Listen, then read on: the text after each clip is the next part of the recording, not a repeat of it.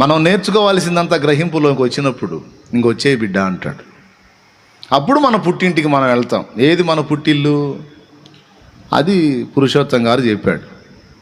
మోక్ష నగరు మా పుట్టిల్లు. ఏమండి, నీ ఫ్రెండ్స్ ఎవరు అంటే, నా ఫ్రెండ్స్ దూతలండి, దేవదూతలే. వాళ్ళకి రెక్కలు ఉంటాయి, వాళ్ళ ఆకారాలు మనకంటే కూడా బాగుంటాయి. రేపు మహిమలోకి వెళ్ళిన తర్వాత వాళ్ళు ఫ్రెండ్స్, భూమి మీద కూడా వాళ్ళే ఫ్రెండ్స్. దేవుడు స్నేహితుడు, దేవదూతలు స్నేహితులు. మనతోనే ఉంటారు, మనకు కనపడరు. కాకపోతే ఎవరితో ఉంటారు? మనతోనే ఉంటారు, మనకు కనపడరు.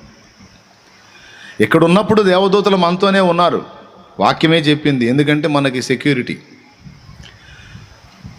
రాజుగారు కుమారుణ్ణి కుమార్తెను కాయటానికి సెక్యూరిటీ గమనిస్తూనే ఉంటారు.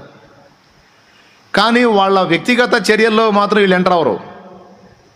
వాళ్ళు అనుభవించేటువంటి శోధనలు, పరీక్షలు, పరిస్థితుల్లోకి మాత్రం వీళ్ళు ఎంటర్ అవరు. దేవుడు అనుమతి ఉంటేనే ఎంటర్ అవుతారు. దేవా, నీ కుమారుడు బాగా శ్రమ పడుతున్నాడు ప్రభువా, అప్పుల పాలై అల్లాడుతున్నాడయ్యా, బయటపడలేక కూర్చొని రోదిస్తున్నాడు దేవా అని దూతలు అన్నాడు అనుకో, మీరు సైలెంట్గా అబ్జర్వ్ చేయండి అంతే, మీ తొందరపడి ఏం చేయొద్దు అంటాడు.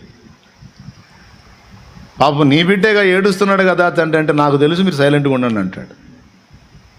వానికి అంతకుముందు ఆ మనసు లేదు, ఆ కఠినత్వం ఇరిగిపోయింది. ఇప్పుడు వాడు దీనుడు, ఇప్పుడు ఏడుస్తున్నాడు, ఇంకొంచెం రావాలి ఆగండి అంటాడు. ఒకప్పుడు ఓర్పు లేదు, ఇప్పుడు ఓర్పు వచ్చింది బిడ్డకి, చాలా వరకు నయం, బిడ్డ లైన్ అయ్యాడు, ఇంకొద్దిగా ఆగండి అంటాడు. ఫలానా వాడి కుటుంబం ఇలా విచ్ఛిన్నమైపోయి ఇలా బాధపడుతున్నాడు తండ్రి అంటే, ఇంకొంచెం ఆగండి, కొంచెం సరి చేయబడాల్సినవి ఉన్నాయి, ఆగండి, అది కూడా సరి అయిన తర్వాత అది సెట్ చేస్తాను, నేను చేస్తాగా, నేను చెబుతా మీరు ఏం చేయాలో, ఆగండి. వాని ప్రాణమునకు ఏ హాని కలగకుండా చూసుకోండి, అంతవరకే మీ పని. వాని పర్సనల్స్లోకి మీరు ఇన్వాల్వ్ అవ్వద్దు. అది నేను వ్యక్తిగతంగా ట్రైనింగ్ చేసుకుంటున్నాను, వదిలేసేయండి. ఇప్పుడు మనకి గురువు ఎవరు అనుకున్నా? పరిశుద్ధాత్ముడు. ఆయన ఉన్నాడు, దూతలు ఉన్నారు.